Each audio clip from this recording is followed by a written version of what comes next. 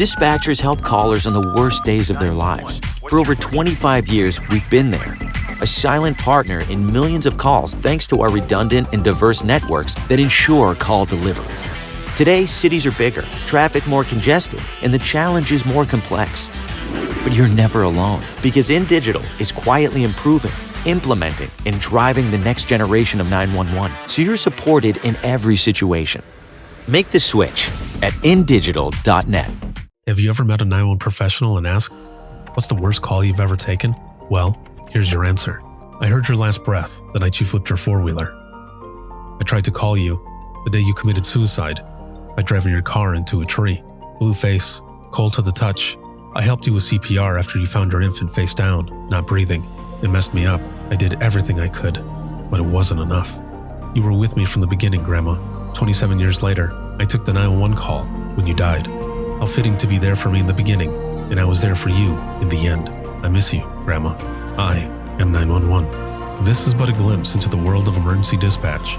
But what is it really like to answer a call during someone's nightmare? What is the impact on the first responder answering the call? Available on Amazon or where you purchase your favorite books and ebooks. Imagine listening. Your worst day is our everyday.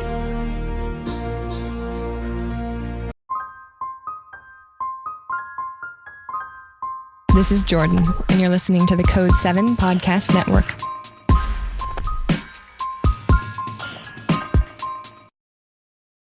Warning. This episode contains the 3 A's of podcasting: adult content, adult language, and awesomeness. You've been warned. We take the baby, and the baby's not in good condition. We're trying to do CPR on the baby, and we kind of made the decision to, I had a brand new patrol car, didn't have a cage in it, and we made a decision to try to transport this baby to the hospital. And, so a volunteer fireman got in the back, got in the middle where I could kind of stop and help him from time to time. And, we did CPR on this baby. We stopped a couple times, and we got to the hospital, but the baby didn't make it.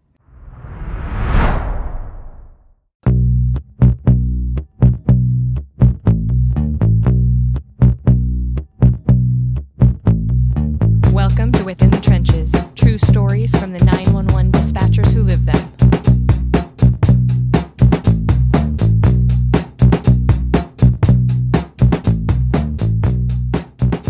Hey, what's going on? This is Ricardo with the Code 7 Podcast Network, and this is Within the Trenches, true stories from the 911 dispatchers who live them. This episode is sponsored by InDigital, a leader in next-gen core services, and a big shout-out, as always, to subscribers of the podcast and all of you who are here watching, listening, and supporting. Thank you very, very much. I wouldn't be able to do everything that I do if it wasn't for all of you, so I appreciate you so, so much. It is October 7th, 2025. And it's already been a month. Like we're only 7 days in, but so much stuff has happened, especially in the last few weeks. Things just going on in the world, and I've been traveling like crazy. We've got conferences, I've got speaking engagements, training, all kinds of other things, but as always, powerful and impactful stories coming to you from Within the Trenches podcast. And also October 22nd, just to let people know, I will, from the Trenches community, which is a free community, and if you haven't joined yet, make sure to do so. You can simply go to linkswith2eyes.co/IM911. Scroll down. There's a button there to join the free community. There are over 200 hours of free continuing education, so you can check that out there. There's also 44 hours of the Dispatchers Roundtable, all types of topics related with the 911 profession. And also, it is the exclusive spot for my Monday morning coffee chats, the Wednesday midweek check-ins, and also the Public Safety Showcase. October 22nd will be the next Public Safety Showcase that's coming up. We've got 4, maybe 5 speakers that are going to be on, and just awesome content. So make sure to check that out. Again, a lot of things going on, but I thank all of you for being here and just supporting and sharing everything that I do. Thank you so very much. And also, one last thing here before I introduce my guest. I had the honor of being a guest co-host on the Safety Gap podcast. This is a podcast that is run by Rapid SOS. And as you know, or maybe you don't know, Rapid SOS and myself, as Within the Trenches podcast, we have a partnership. We're going to be doing some cross promotions and such. They also have their own community. So I've been kind of talking about their community within mine. So if you're a Rapid SOS user, you can join their community and find out more about just new stuff that's going on with their services that they have. They've got training webinars and such for their services. So you can check that out there. But also the Safety Gap podcast, I had the honor of being a guest co-host with Karen Marquez, who is the chief branding officer for public safety with the company. And we recorded an episode with Jim Schmidt, who is the father of Gabby Petito. And we talked about domestic violence awareness. If you do not know the Gabby Petito story, please make sure to Google it. There is a documentary on Netflix as well, and they are doing some amazing work over at the Gabby Petito Foundation. So we recorded that episode. It's October. It is National Domestic Violence Awareness Month. So make sure to check that out. That episode is actually going to drop on October 22nd as well. And I will make sure to share that too. And a lot of different things coming up. So a big thanks to the Safety Gap podcast, as well as Rapid SOS for having me on there.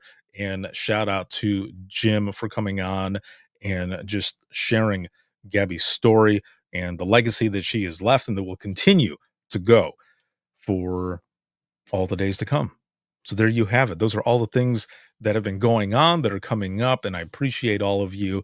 And now for my guest, I am excited to have him on. We have been talking a lot for the past few months on getting this figured out and getting him on. So I'm excited to have my guest here today. His name is Phillip Daniels. He's the Deputy Chief of Desoto Parish Sheriff's Office, and he's also the 911 administrator there out of Louisiana.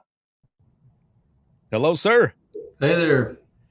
What is going on? How are you doing? We're doing great today. Ricardo, how about you?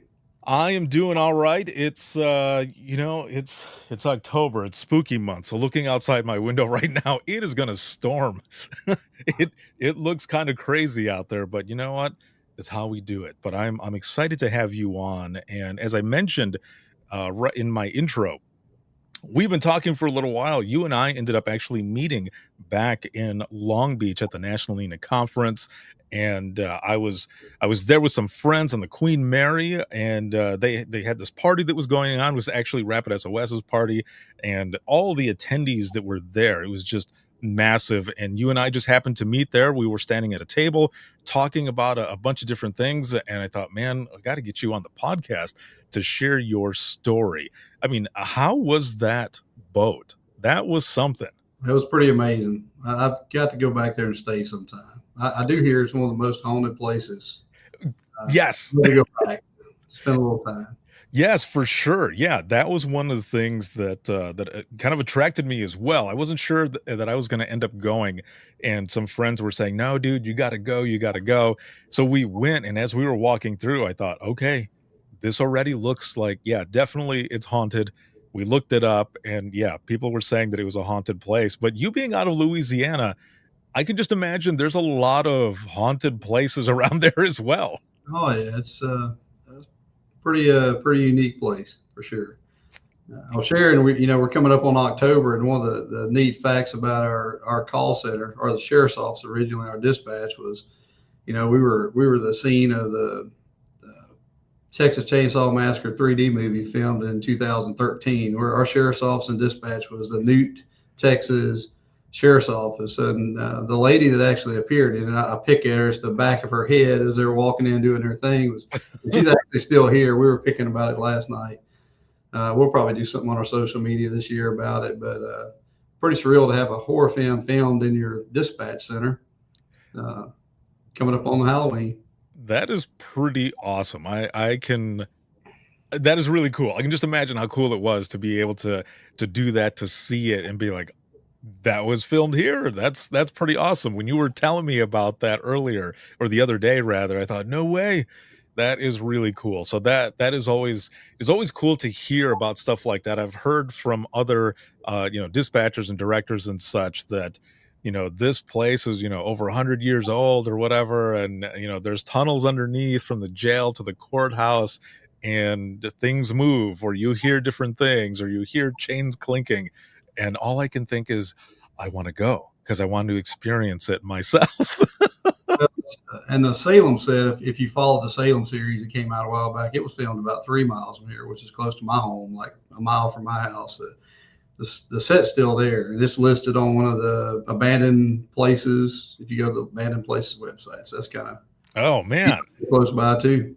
Oh, I'm gonna have to go and visit then, because it sounds like there's a lot of places around there that are pretty cool. So that is excellent. For those who are watching and listening right now, if you are into the horror genre or just stuff like that, creepy places, looks like that area could be a good place to go to.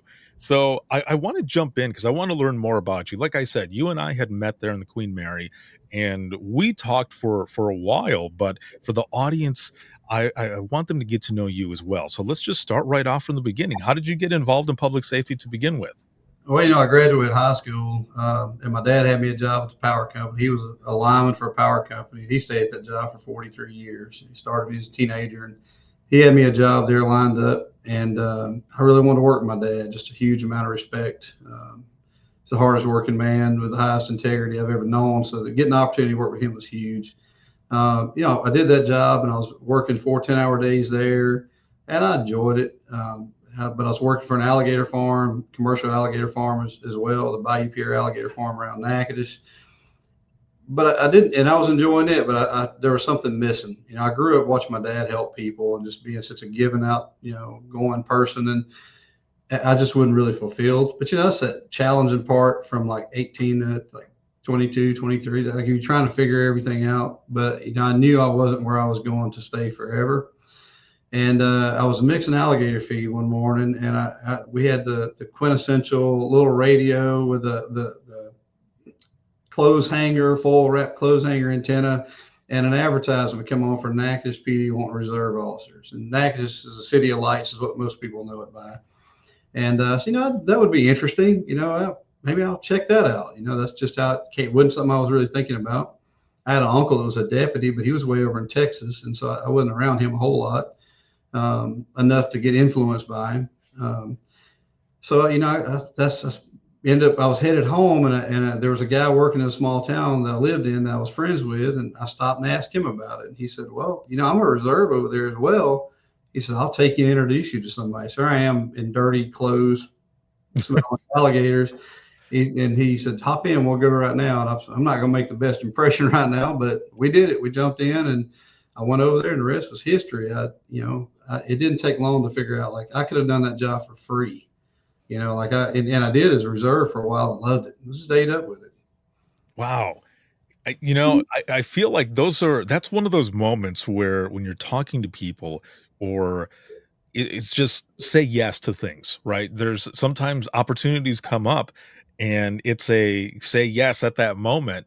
And I don't know, had you not, you ever wonder, if you had not gone at that moment, do you think that your timeline per se would have kind of changed? I don't know. Like sometimes there's those moments where if you hadn't done it right then and there, things might have completely changed. And you went with him, even though you were, all dirty and stuff like you were saying, and smelling like gators and such, but you went, and here you are.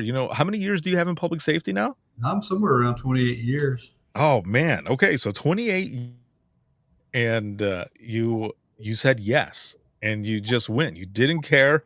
Well, maybe you did a little bit, right? You cared a little bit, but you just went ahead and did it. And then you jumped right in. So you start out as a reserve, and obviously it got into your blood rather quickly. You were doing this stuff for free. And then was there a moment, or maybe it was just right off the bat that it got into your blood that you thought, this is what I want to do? This is exactly what I want to do. I think I knew that like quickly Mm-hmm. to it. Like there wasn't really a question. When you go through your career, it is a guy explained it to me the best way who had been at it a long time. It's a roller coaster, and you really got to learn how to, you got to really enjoy those highs. But as you mature in this and you learn how to deal more with the stresses of the job, you don't stay in the lows as long, and so I've had, highs and lows like everybody in this career. It's not all good. We deal with a lot of stressful things. So, but I've only had a couple of moments that made me doubt whether or not I should have been there, and those were short lived. And I had people help me get through those situations. But I love this profession. So I wouldn't even going profession. It's a calling. I felt called to do it. Oh yeah, no, for real. Yeah, a lot of people say that same thing, that it's definitely a calling when you get into this profession, and maybe other professions as well, right? But it seems like a lot of times it's law enforcement, public safety in general, military and such. So you end up going through it, and if if you can elaborate just a little bit, what kind of training did you have going into reserves? And the reason I ask this as well is because just going for the testing when I had applied to be a, state highway patrolman in Florida, that assessment test was no joke. Like you had to finish it within, I think it was 4 minutes, 5 minutes, I don't know, something like that. And I finished it with like a minute and a half left. But I'm just curious, what all did you have to go through, or was it just you sign up and you talk to them and they're like, all right, you're in? We didn't do a ton of PT stuff at that Hmm. point. It was firearms, a lot of firearms training, and NAGAS really took the reserve program seriously. Like I can say it really helped me get off on the right footing. Like it was a night academy. They did it at nighttime, and I don't remember how long it lasted, but it was a pretty good long while. We went from criminal law, case law, this same type of stuff you would go through in the academy. Louisiana didn't require you be post certified to be a reserve at that time, but you did have to be post firearm. So we spent a lot of time on the range, monadnock defensive tactics, and all that, pepper spray, all the things that we needed, on that kind of stuff. So they didn't just turn us loose, and then largely we rode for a long time with people and served as a backup. And we did a lot of walking downtown, the Front Street area, which is a really beautiful part of Natchez. Just maintained the original brick streets. That's the oldest. I think it's the oldest city in one of the oldest cities in Louisiana. And so we did a lot of foot patrol, and then you rode around with other deputies. Do you feel that what you were doing in the beginning before jumping into the reserves with the gators and such, do you feel at all that some of the stuff that you were doing maybe prepared you a little bit for what you were going to be doing going into law enforcement? I'll say that I think the thing that prepared me most, honestly, was spending a lot of time with my dad, even as a kid.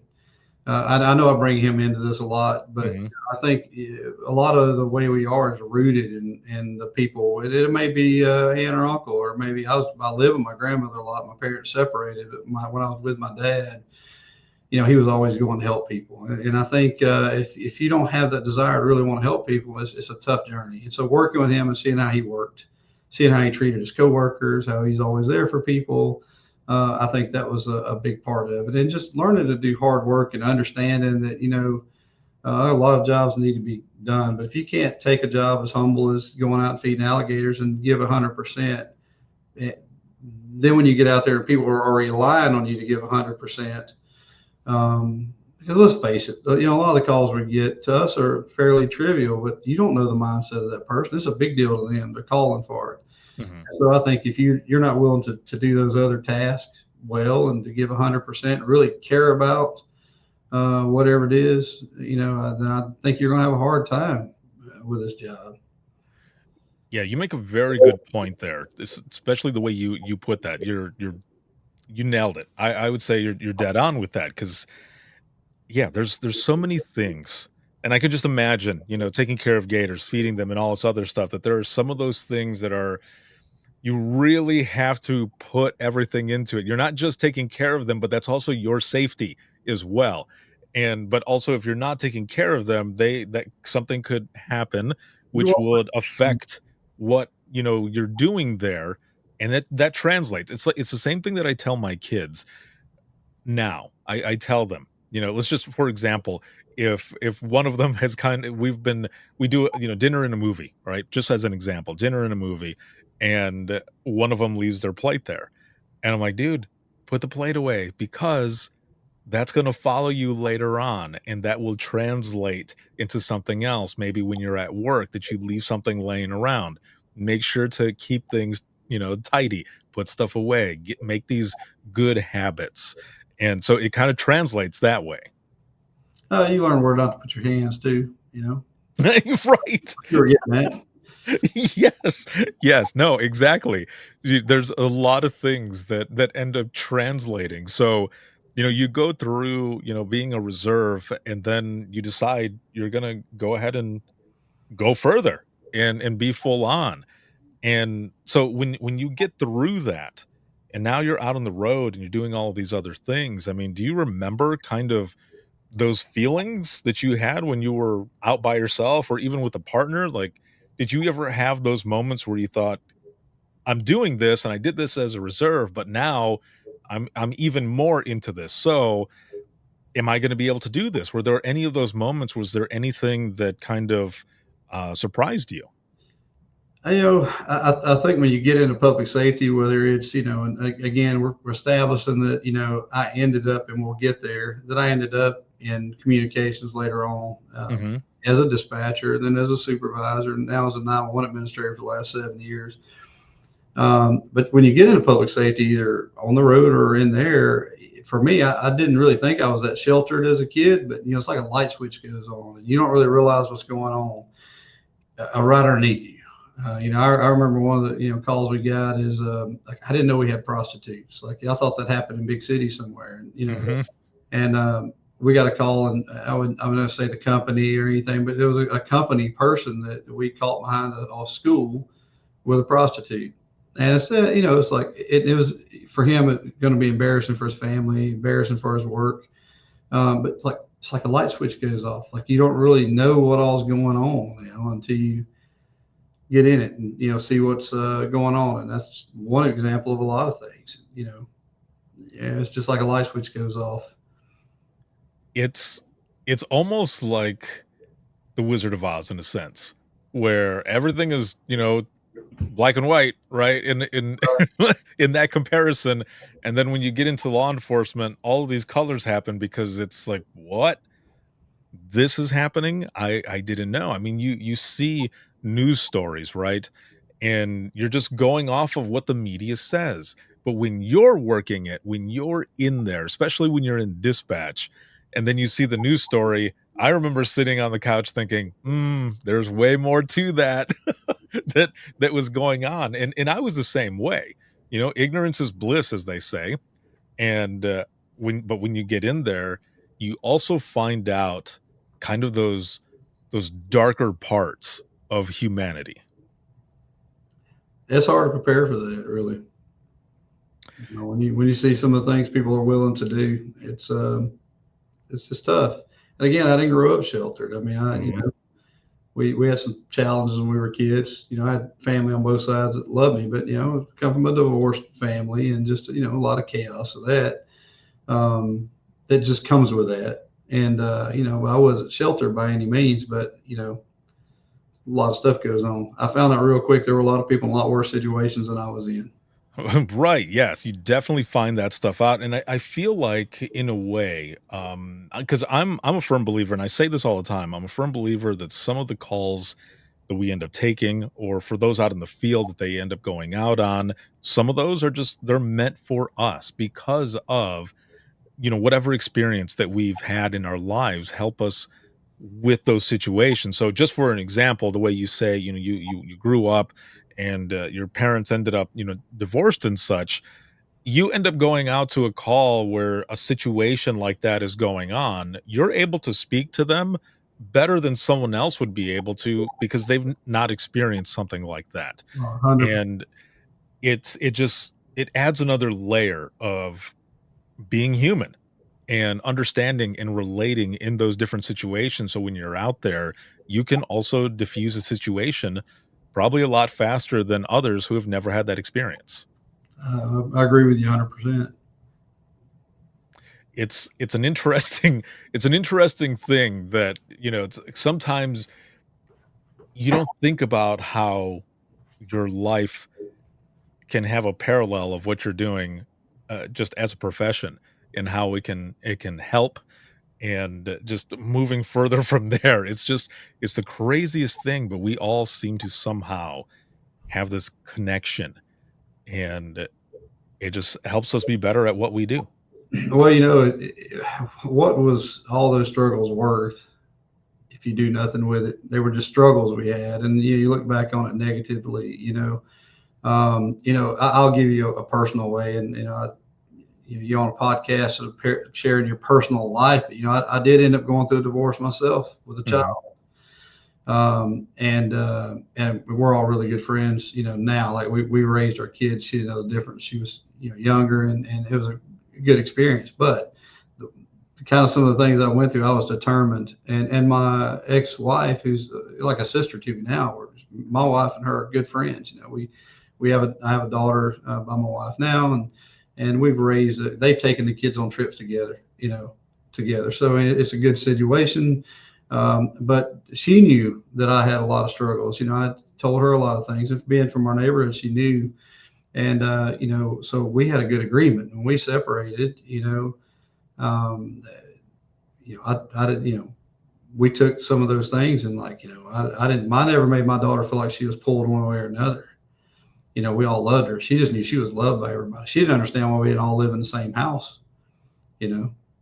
And so, I think if you have all those struggles, whatever it is, whether it's a substance abuse yourself, or with a family member, or emotional, mental health issues that people tend to struggle with sometimes, if you go through all that and you don't take anything from it, and just like, we'll talk about some uncomfortable things in this podcast, but I mean, the fact that you've been able to get people to open up, and if it helps somebody else, man, we're all really not that different, honestly.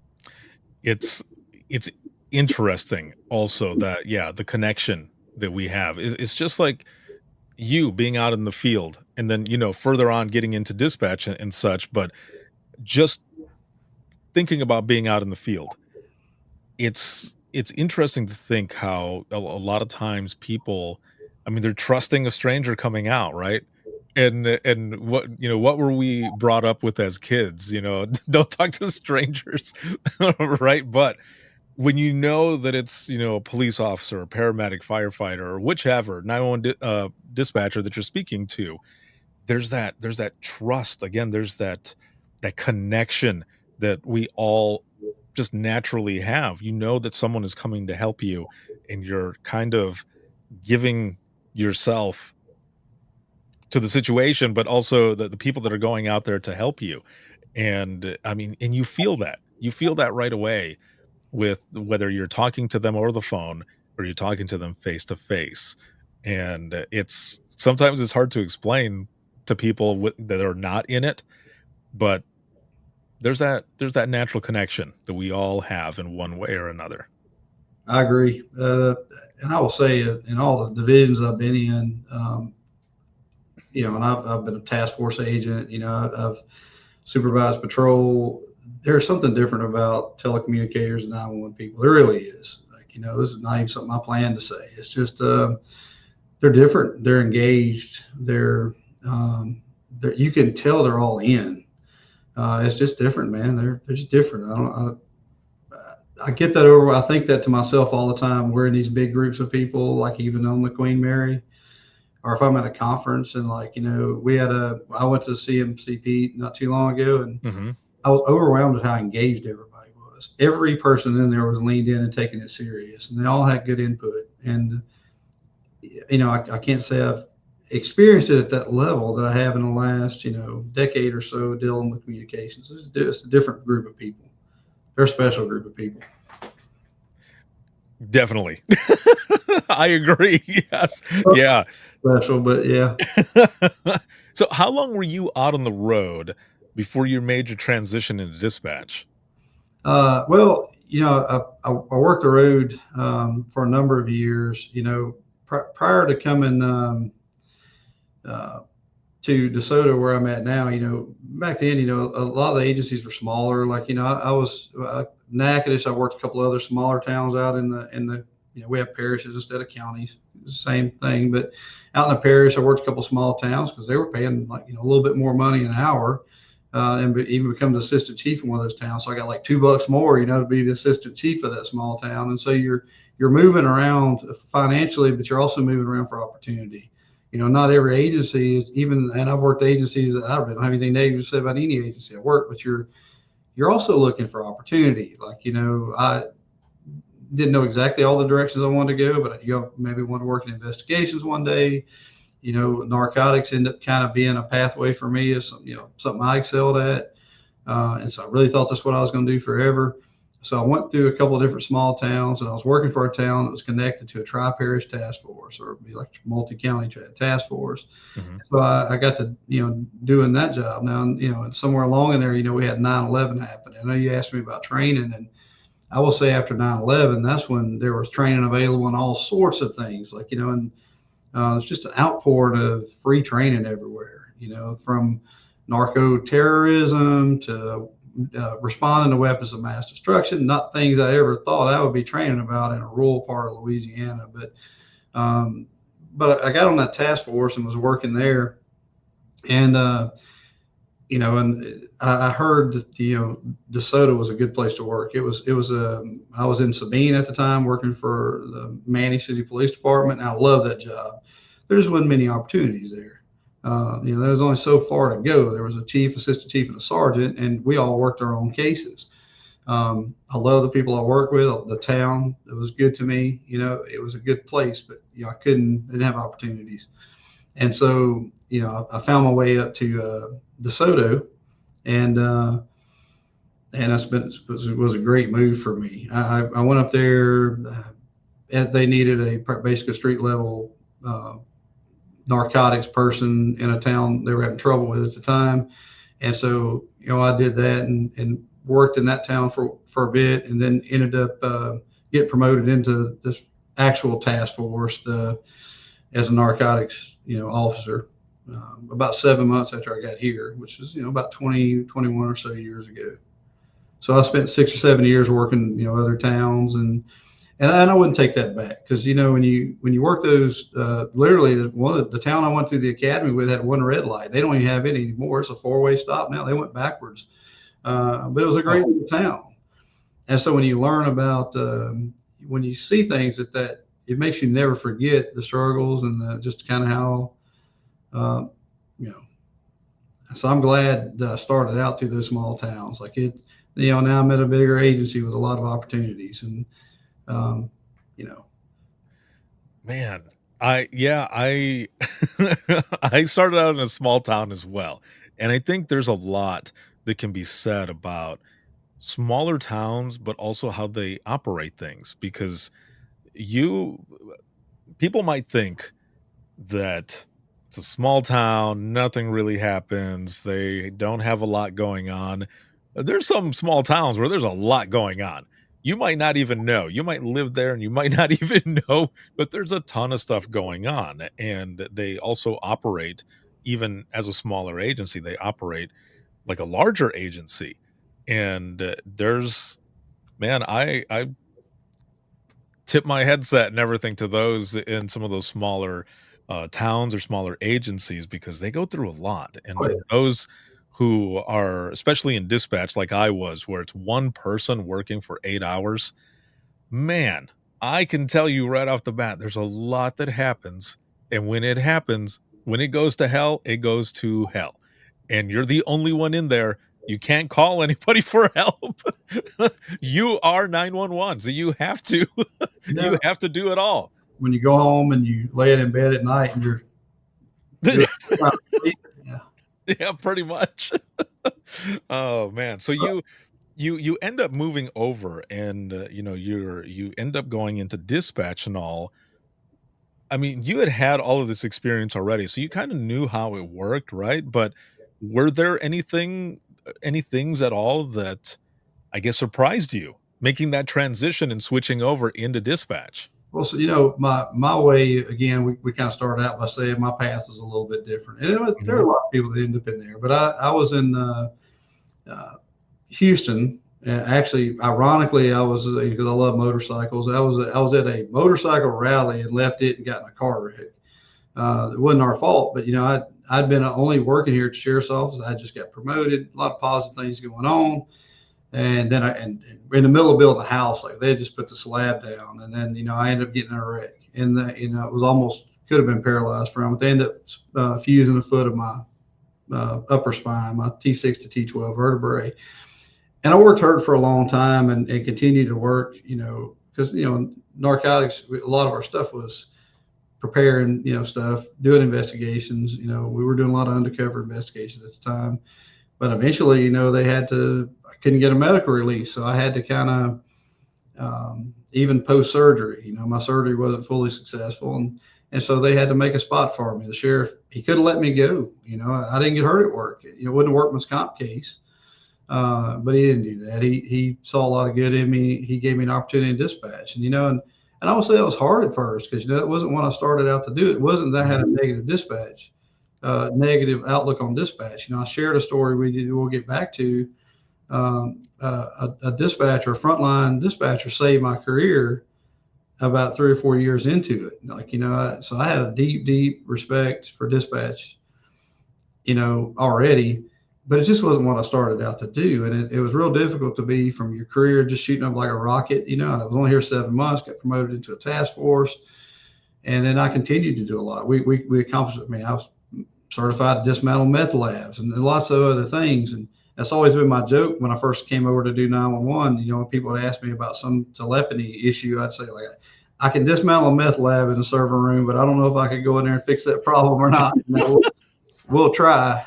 But, you know, so I ended up in there from an injury, and I had to humble myself. And at the end of the day, you know, it did give me an advantage in there, honestly, over people, because, you know, I wish all our dispatchers could go out and work the road, and I wish all road people could come in and work. You know, coming in for 12 hours and sitting there, just don't get it. But when you actually Mhm. sit in there, you know, and you realize just how important the job is, it is, you know, uh, we get, and we talked about it earlier, you know, the reclassification issue. It just kind of makes me mad as hell, to be honest with you, when people try to make the comparison, or try to, you know, say that that should even be an issue. Like, I didn't even know that was a thing. Like, when I heard that they weren't, I was like, what do you mean they're not? You know, because you don't work for a sheriff's office. And, you know, the last couple, I know we're jumping around a little bit, but, you know, the last few times we've been in DC talking to legislators, like, that's been the angle that I've given with that. Like, I have worked at, and I've supervised both of these positions. You can't make an argument to say that they are not, they shouldn't be held in higher esteem on a classification scale. They're held in higher esteem for us, but as far as a federal classification scale, it makes no sense to me whatsoever. And they understood. I mean, you know, having seen it from both angles. To get back to what you asked me, I think the hardest thing for me was when these calls would come in, I'd want to jump up and run, because Mhm. that's what you do. And, like, there was a really helpless feeling to be in there, to be honest with you, for me at first, you know, because you want to jump up and run, you know, and then, but I will say probably the most difficult part was not ever getting closure to anything. As hard as things are to see, sometimes you can't unsee them, but hearing it and not ever getting any closure, like, you know, like, you don't really know. Like, if you're lucky, you got patrolmen that share information with you, and, you know, but then they got so much going on too. But not ever getting closure, like, you know, it's like you just go to the next call, and, you know, they're juggling their calls, but then you're juggling maybe perhaps 7 or 8 different calls at one time. And I think that was the most difficult thing for me. And it would still be difficult for me. I think it's still a challenge for my people, and, you know, to not get any closure at times, you know, or limited closure, you know. I'm really glad that that had that much impact on you, because I think there are still some folks out there, and I actually recently created a video and put this out there about so one of the questions that had popped up that responded to was that, 911 professionals endure the same amount of trauma, even though they're not out there. And I've heard people out in the field say, you guys don't go through anything. You're not out there. You're not seeing it." And what I explained in the video is that even though we're not out there, we still are piecing together and imagining what is going on with this traumatic puzzle that we're putting together for those who are going out, those who are in the field that are going out there to the call. And you couple in what you're hearing and the screams, the cries, the "please don't leave me, why did you do this?" All of that sticks with you, and people don't understand that. So I love that that was, kind of one of the things right off the bat too that you did learn. And you probably, maybe you heard someone say, it's not probably not that bad, and you're thinking, no, it can be that bad. I will say, even and I, probably had made a couple hundred arrests by then. Like I was known to be. I mean, I got promoted relatively quick. I really excelled at narcotics. That was one of the things that I was street level. Dealing with people and playing that chess game with them, and I was successful at it. It was something I was really good at. I will say that when I got moved in there, I got treated less than. I'll be honest with you. I didn't by the people that knew me, but I could just, I would have people call up and they say, I want to talk to a real deputy. And I used to make just piss me off, You know what? Then after a while, you're like, I'm tired of talking to people. Anyway, hang on just a second. I mean, who do I want to pass this off? Right. But it's really, you'd have people say, I want to talk to the real police. Like, okay. So they do, dispatch does take a lot of abuse. So like, and I'm not saying it's all intentional. Not everybody's trying to disparage what they do. It doesn't matter though. It makes you feel the way you do. So, I mean, but I can tell you, I was even by my own peers that knew what I did. So if they would do me that way, knowing, that I was a capable officer, that, certainly the people that they think, but, I like to look at those people and say to my lights going off again in here, is that, if you have never had to take some of the stuff, me and you both teared up on the Queen Mary. So I'm gonna be who I am. But if you've never had a mother call up there and a wreck happened and somebody's deceased, and they say, hey, I heard you had a bad wreck, and it's worse now with social media. Like social media has complicated our job in that we can't get information out there quick enough that people are not going to call.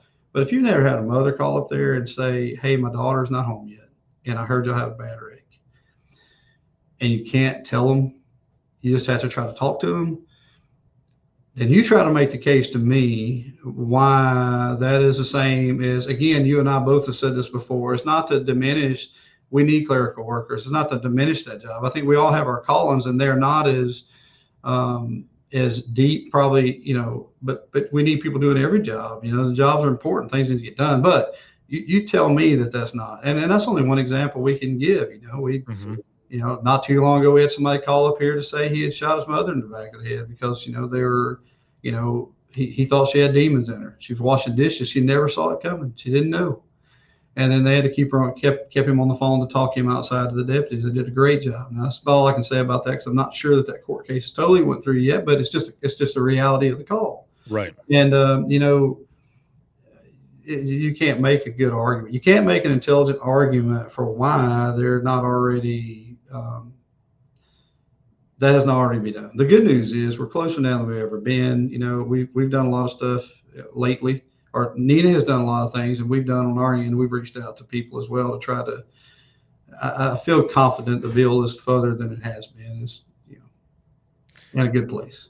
Yeah, it's you're right. There are a lot of things that us 911 professionals do over the phone that I guess for those out in the field, or even those in the general public, you don't know what you don't know. And which is why these types of conversations are important, so that people do understand, so that they get the bigger picture of it all. Because just the way you said right there, you're talking to people in the craziest of situations, and sometimes you are the negotiator, on the phone. I mean, I remember several calls where we would have an actual negotiator with the sheriff's department who would come in. However, because that rapport was built with the call taker, with that 911 professional, they did not want to speak to that negotiator. So the negotiator would sometimes listen on the other line and, would sometimes try to feed stuff, but the person who was taking the call and speaking to that person, they were doing so good. The negotiator afterwards, I remember a couple times they're like, "Why was I even here? You were perfect. You did perfect." And that is great to hear as well, but man, yeah, there's a lot of stuff that we do, a lot of hats that we wear that But people don't know. you bring that up, but the negotiating part of it is a big part of it. I mean, Mhm, they're trying to elicit information out of frantic people. Those people don't know what we need, and so I think it's not a bad way to frame part of what they do is they're constantly trying to pull information. We're trying to get mhm. people to pull over or to stop or to do this or to do that. Go to another room. And some of it's more high stakes. It's you know weapons involved and other things we're trying to get people to do. And I do. I think they're negotiating with people all the time. That doesn't surprise me.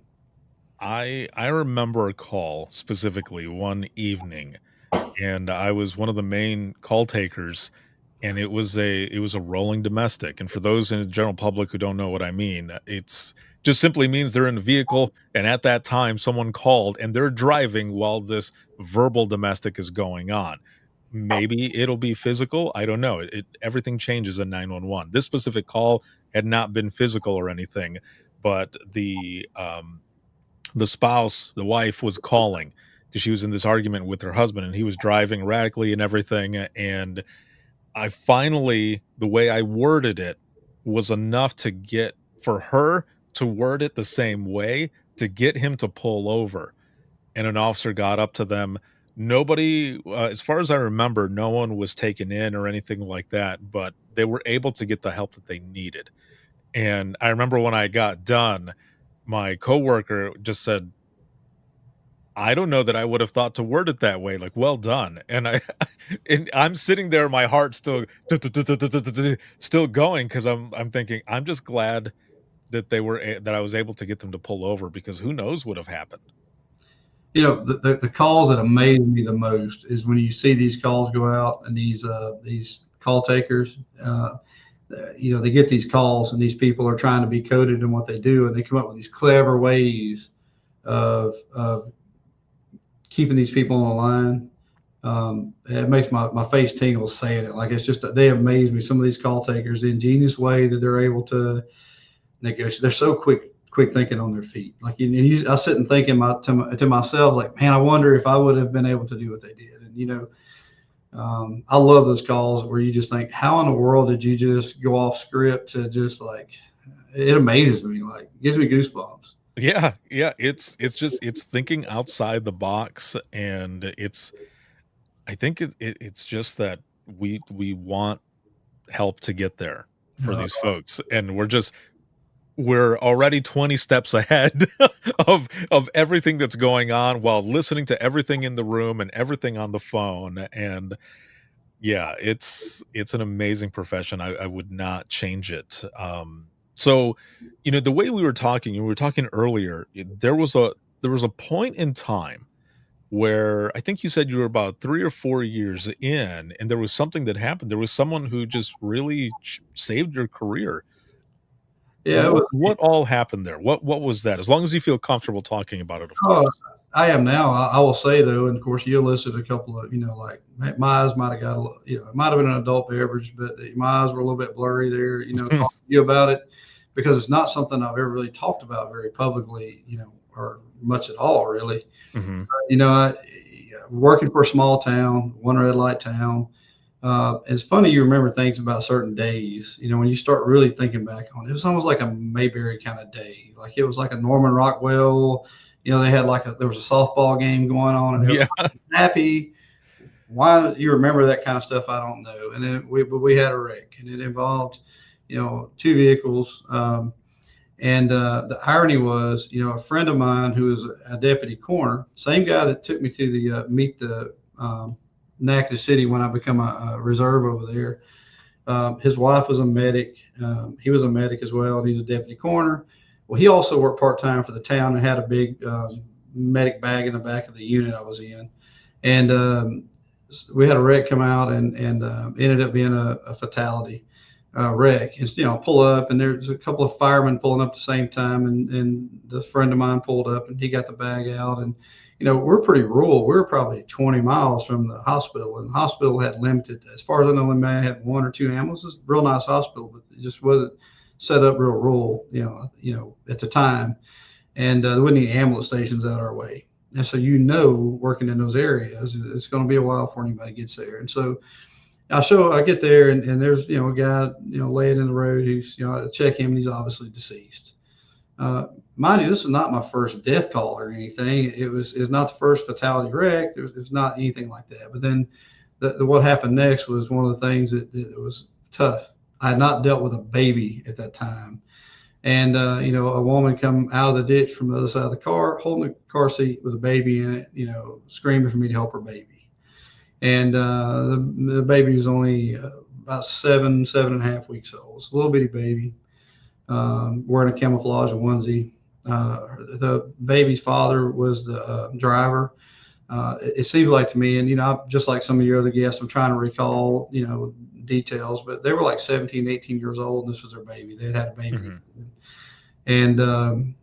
And so he was still kind of either trapped or in the vehicle. He had not gotten out. He ended up, I saw him in the hospital later. He had to get a bunch of pins and rods in his legs. But anyway, we take the baby, and the baby's not in good condition. We're trying to do CPR on the baby. And we kind of made the decision to, I had a brand new patrol car, didn't have a cage in it. And we made a decision to try to transport this baby to the hospital. And, so a volunteer fireman got in the back, got in the middle where I could kind of stop and help him from time to time. And, we did CPR on this baby. We stopped a couple times. And we got to the hospital, but the baby didn't make it. And, and it was a surreal moment. I remember standing in the hospital, and it's just the weirdest things you remember about all that situation. But, I had a doctor come up to me, and, he said, son, he could tell I was bothered. I was more in shock. I wasn't crying or anything, but I was clearly bothered by it. And then, he said, if we'd had all the equipment in the middle of the road, we couldn't have saved this baby. There's nothing you could do. Now, was trying to transport the baby the right thing to do? Looking back, I don't know. I can tell you that I met the ambulance 2 blocks from the hospital, 18 miles away. It had not even left the town yet. It was on another call. I'm sure it wouldn't, because they were sitting there. And it was, just when they could leave. And man, I had made up my mind that I was done. Like I couldn't bear. It makes you feel real small when you get in that situation. I can't imagine what doctors and even medics deal with all the time, Dylan, because they see that a lot more. Mm-hmm. But, it made you, I did not feel, I felt capable of things in law enforcement. Like, things were going really good, man. I was excited. And it came to a crashing halt when that happened. Like, and, I felt really small. And you realize that, you're not really in control of everything like you think you are. And I made my mind I was going to quit. And if I can get this car back to the town I worked in, about 15 miles away, 16 miles away, this wreck happened a few miles north of the town, I'll be done.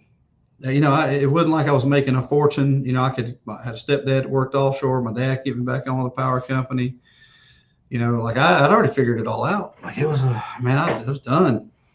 And I had the dispatcher at the time, and I'll happily say her name here. Her name was Doris Folk.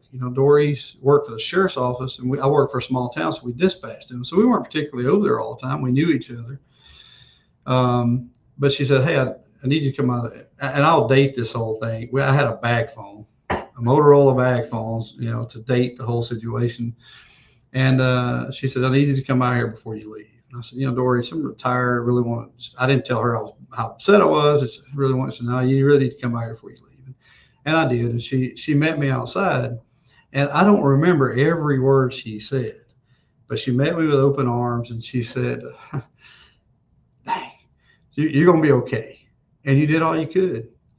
And at that, at that moment, if she had not done that, I am 100% convinced, and there's no doubt in my mind that I would have quit that day.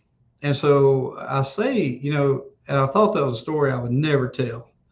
Uh, every time, and that happened pretty close to where I live, and every time I drive by there, I would break down, like tear up at least. I even stopped one day and stood in the middle of the road, and I felt like I was looking over me, looking down on me with like looking at the cross on the side of the road and the flowers. And I felt like, a drone was over me, like I was looking down on myself. It was a terrible thing. And so, but had Dory's not done that, and I actually reached out to Dory since me and you talked. So I thought, I've never really reached out to Dory's and told her she's retired. She went from the sheriff's office and she went to the Northwestern Police Department, and she's retired by now. And I called her, and like to her, like she didn't even realize what a big deal that was. She was just doing what she felt led to do. And me and you talked about that too.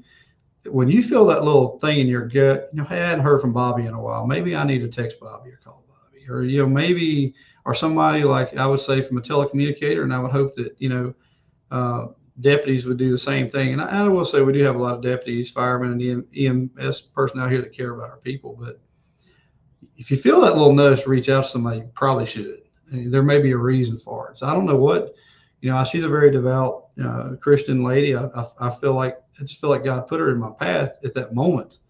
Bad things are going to happen. We were never promised that we weren't going to go through challenges, and but you need people to help you see that at that time. Fast forward a little bit, some of the firemen wanted to go to the funeral. Man, I didn't know about that, but one of them was the one that held the baby. So like if he's going to go, I probably need to go. And I went and I walked in the room, and I remember walking by, like most funeral homes, there's like a couple of openings, and I walked through it out of my side eye because I couldn't bear to look. I see the little casket up there. And then I looked, through the foyer, and I could see some women talking. I recognized a mother talking to a couple other people. And I saw her look at them, looked at me, she looked back, and I'm trying to stand there by the firemen.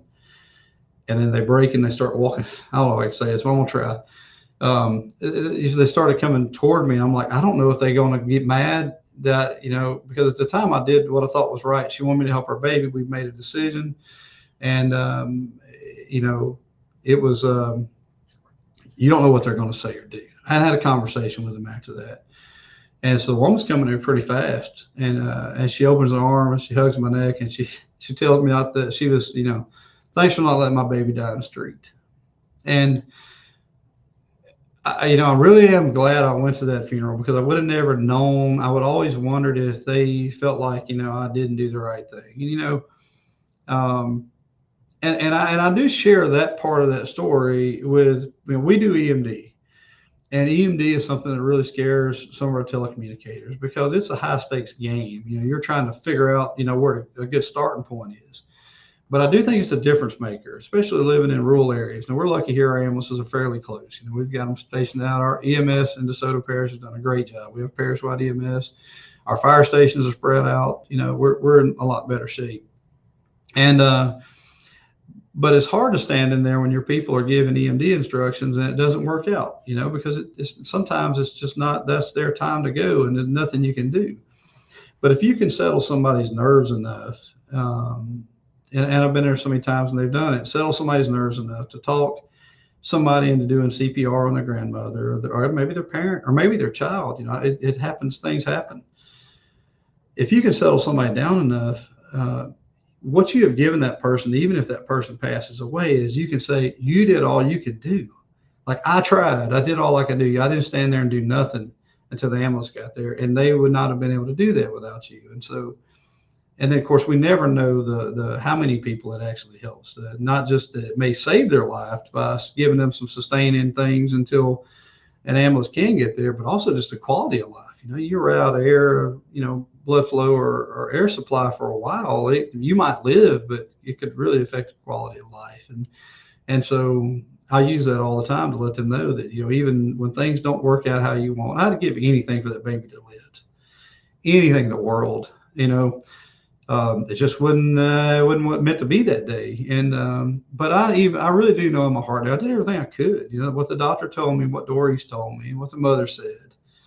I did everything I could at the time. And you don't know what it's a high stakes game we play. We don't know what the next call is going to be. We just got to try to be ready. We got to train.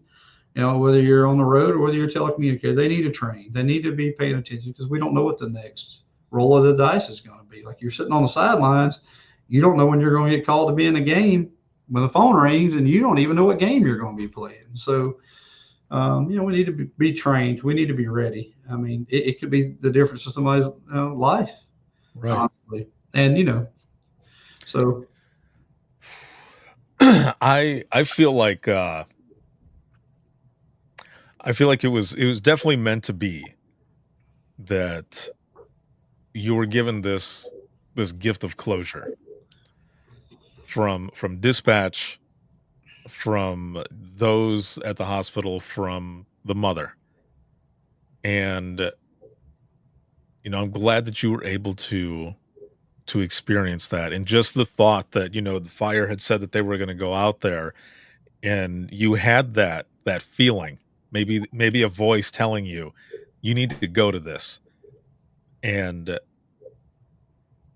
because otherwise, I mean, if you think about it, like you said, you might have thought for the rest of these years, what did they think? What was the thought process, And I can imagine just hearing you tell the story and me picturing you there and me putting myself in your shoes, seeing the mother walking towards me that fast, I probably would have thought in the back of my head, here we go.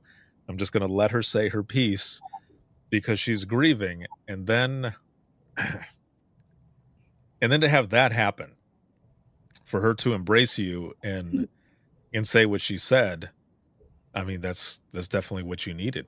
I And would say that if what Dory said wasn't enough, that gave me the confidence, and that took me a while. I'll never get over that per se, but it definitely got me by it.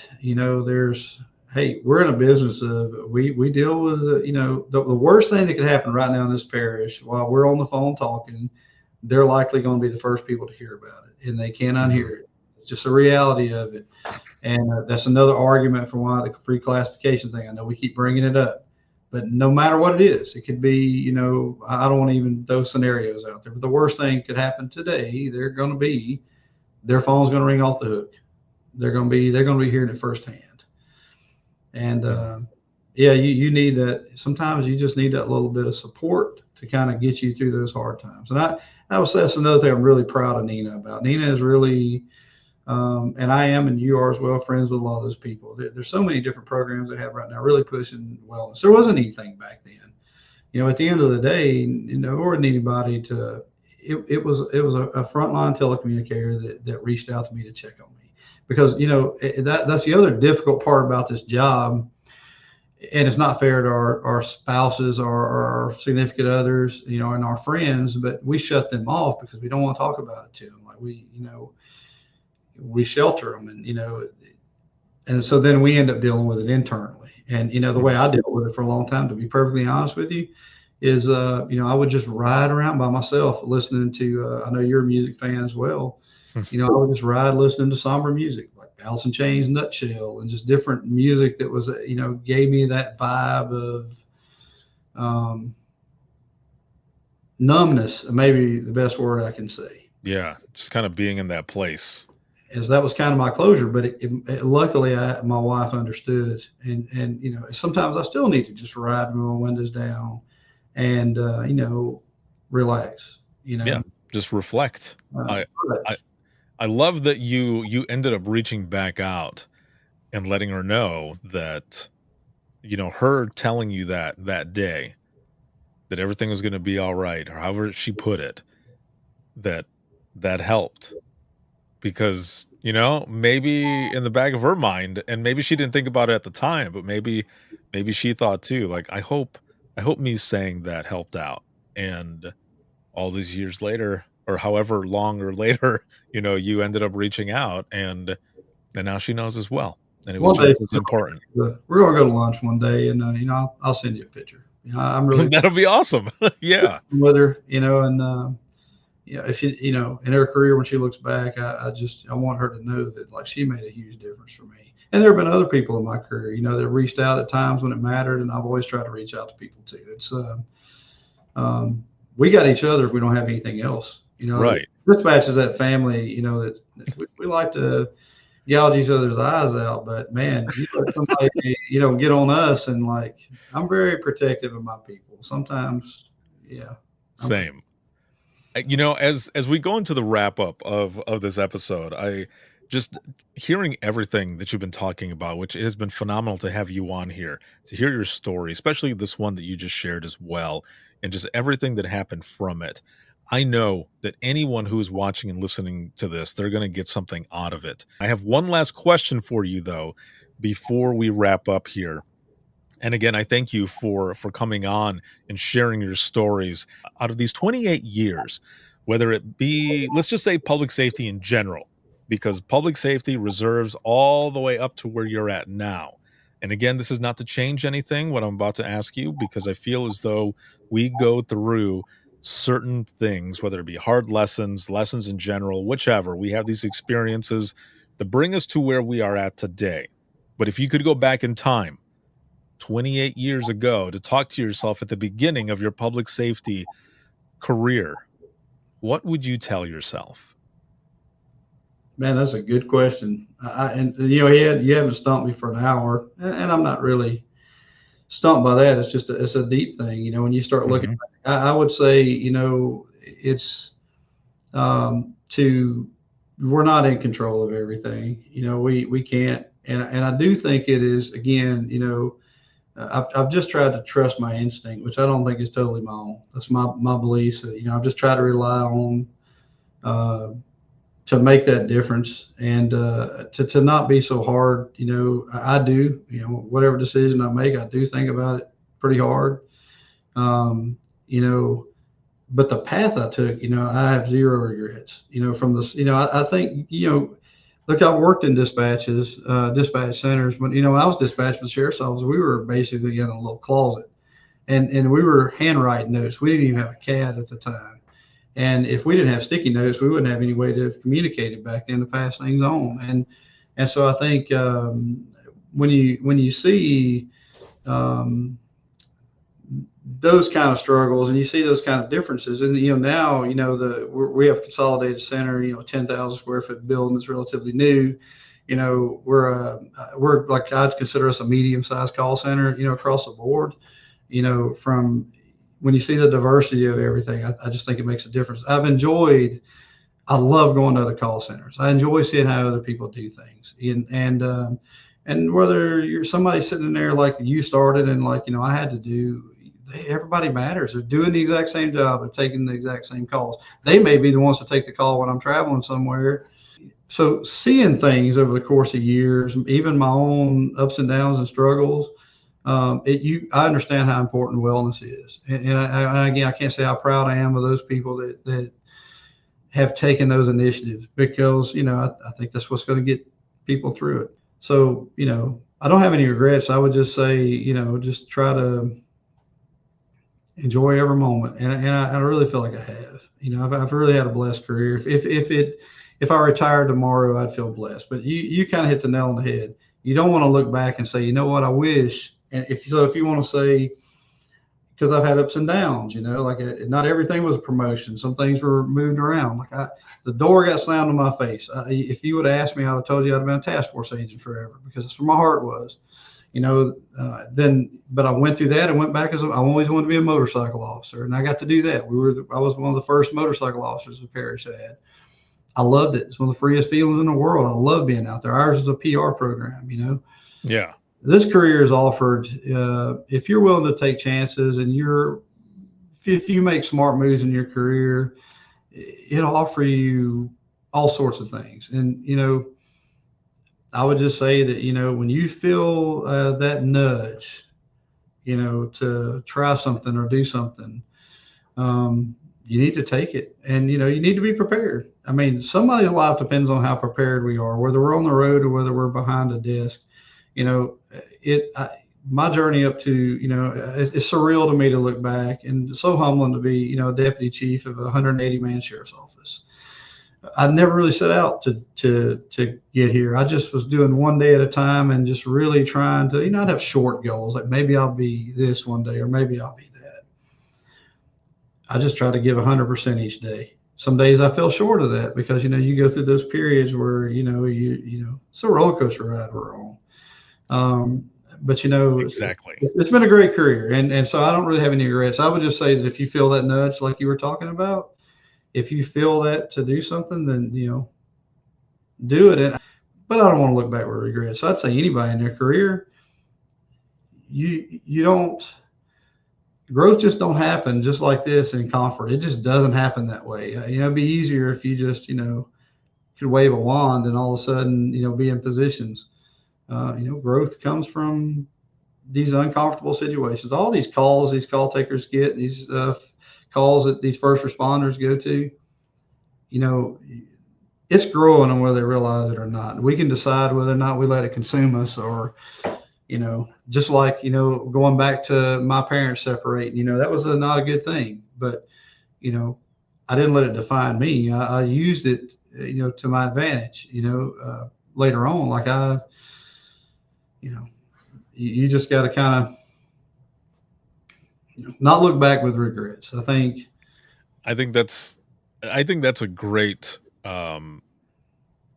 it's a great message, because everything that you've done, it sounds like that has kind of been the mentality as well, is you don't want to look back at regret. So to me, it sounds like if you went back, you would simply tell yourself to, that things aren't always going to go the way that you want them to go. buckle your seatbelt. But man, yeah, buckle your seatbelt, because it's going to be an experience. But either way, there's going to be help along the way. And if opportunity arises, you feel that nudge, go ahead and take it. That is awesome. I love it. It's been a hell of a ride, honestly, when I look back over 28 years. It really has. We could talk for days about it. I'm sure it's been a good ride. That is awesome. And again, I'm so glad that we were able to finally do this and to have you on to share your story, to hear about the things that are going on. And I'm gonna hold you to it. I'm gonna wait for that picture of you and in the dispatcher and everything that happened, because that is just such a great story. And I thank you, and I look forward to seeing what goes on in the future, man. Thank you very much for being on. Thank you for what you do as well. I think it's fair to say we both have a lot of skin in this game. Oh, yes. And so we're passionate about it. That is right. And so with that said, I will be right back here with you in just one moment. And for those who are watching and listening, if you have any comments, questions, or you ever want to be a guest on the show, you can email us. That is wttpodcast@gmail.com. But the easiest way to do all of this, if you're watching, it's right on the screen. If you're simply listening, don't worry, because I'm going to say it right now. You can go to links, and that is links with 2 i's.co/IAM911, and you'll find everything there. You'll find my email, social media, where to follow, where to hear the latest episodes of the Within the Trenches podcast, as well as the Imagine Listening podcast, the link to the Trenches community, and also within that community is over 200 hours of free continuing education. So please make sure to join, check it out. We've got the Dispatchers Roundtable on there, 44 rounds. We've got more rounds that are going to be coming up here soon. Again, that's a live broadcast that goes all on social media. We've got panelist topics, and we just go through all of it there. But it lives in the Trenches community. Again, it is free to join, and there's a link on there to be able to check that out. And it's also the exclusive home for the Public Safety Showcase. October 22nd is when the next one is going to be coming up, and we're going to have about 4 or 5 speakers that'll be going all throughout that day, starting at 9 a.m. Eastern time. So make sure to check that out. And shout out to In Digital. This episode is sponsored by them. They are a leader in next gen core services. Shouts out to subscribers of the podcast, and especially all of you who are watching, listening, supporting, and sharing. Thank you very, very much. Also, if you're looking for any podcast or dispatch apparel, swag, anything like that, you can also find that at links with 2eyes.co/IM911. And you can see this on Facebook, YouTube, as well as X and LinkedIn Live. And there are also clips all over Instagram Reels, Facebook Reels, as well as TikTok. And the same goes for the Imagine Listening podcast. And then for both of those, you can listen 24/7 on Apple Podcast, as well as iHeartRadio, Spotify, your favorite podcasting app, and withinthetrenches.net. Have a good one, everyone. And we will see you all in the next one.